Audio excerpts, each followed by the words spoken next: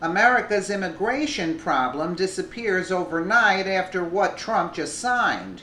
Over the past several years, there has been an influx of mass illegal immigration into America. This is not just about people coming to America in search of a better life, but an invasion in order to fundamentally transform the country. Let us be clear, these are not the same immigrants of our grandparents, but rather people who want to take over. After years of being called racist for wanting to stem the tide of illegals entering the country, Donald Trump was elected. Now has moved quickly, doing his best to stop the flood, and his next move, I would assume, will make disappear. There is no problem with people wanting to enter America and assimilate to our way of life. However, it is quite another thing to have people come into our country and demand us to bow down to them, which exactly is what was happening over the past 8 years under the Obama administration. For years, the lunatic left has allowed droves of illegals to cross our borders and drain our economy and our jobs. During the campaign, then presidential candidate Donald Trump promised he would build a wall and slash illegal immigration, and it looks like he's about to keep both those promises. In an article that was published on Politico, it is clear that Trump is ready to get busy and fulfill one of the biggest campaign promises. Here is more from Politico. Donald Trump and his aides are quietly working with 2 conservative senators to dramatically scale back legal immigration, a move that would mark a fulfillment of one of the president's biggest campaign promises. Trump plans to get behind a bill being introduced later this summer by GOP Senator Tom Cotton of Arkansas and David Perdue of Georgia that is signed into law would by 2027 slash in half the number of legal immigrants entering the country each year, according to 4 people familiar with the conversations. Currently, about 1 million legal immigrants enter the country annually. That number would fall to 500,000 over the next decade. The senators have been working closely with Stephen Miller, a senior White House official known for his hawkish stance on immigration. The issue is also a central priority for Steve Bannon, the president's chief strategist, who has several promises to limit immigration scribbled on the walls of his office. The forthcoming bill is a revised and expanded version of legislation the 2 senators unveiled in February, also known as the RAISE Act, which they discussed with Trump at the White House in March and which the president praised at the time. Though lawmakers on both sides of the aisle have at least paid lip service to the need to crack down on illegal immigration, reducing legal immigration is more controversial even among Republicans.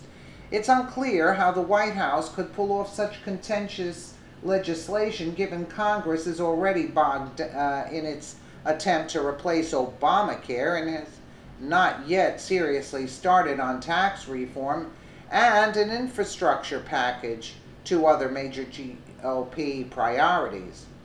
Congress must also pass legislation by this fall to avoid a government shutdown and to raise the debt ceiling.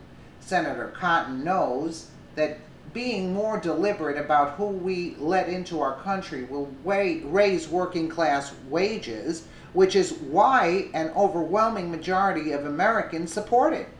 He and Senator Perdue are working with President Trump to fix our immigration system so that instead of undercutting American workers, it will support them in their livelihoods, said Carolyn Rabbit, a Cotton spokeswoman. The reintroduction of the bill is likely to mark the beginning of an important battle with the GOP between immigration hawks, now led by Cotton, who will have the backing of the White House and dovish lawmakers such as Arizona's John McCain and South Carolina Lindsey Graham. This move by the Trump administration could not come at a better time either. Last week, DHS Secretary John Kelly made a stunning announcement in a closed-door meeting with Democrat leaders. Kelly stated that the Trump administration would not protect Obama's controversial amnesty program called Deferred Action for Childhood Arrivals. LifeZette reported that after facing a lawsuit from Texas and 9 other states, the Trump administration has made the decision to not defend DACA in court. This move would most likely signal the program's end that had granted amnesty to illegal immigrants brought into the country when they were kids. Now, I am sure that liberals are already crawling over this story, crying that we are a nation built on immigration.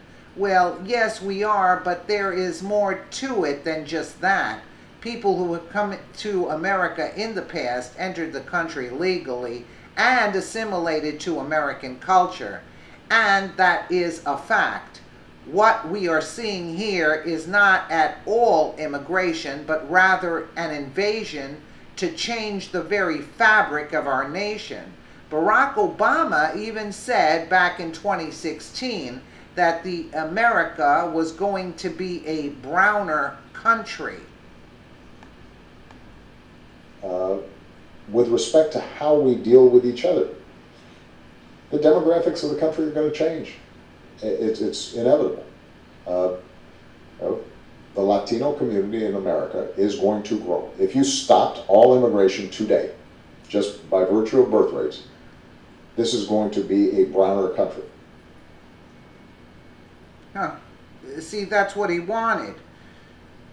So when it comes down to, what it comes down to is that in order to preserve our way of life, we need to stricter border control. There is nothing racist about closing off our borders and not allowing new immigrants into the country until we get a hold of the issue at hand. The only way that we can preserve our country's uniqueness is by being selective on who can enter. That is not being racist, but rather safeguarding our culture. And it has nothing to do with brown, green, or red. It has to do that they're invading, they want to transform what America stands for. They want us to follow their rules, not them follow our rules. Let us know what you think in the comments below, and thank you so much for watching.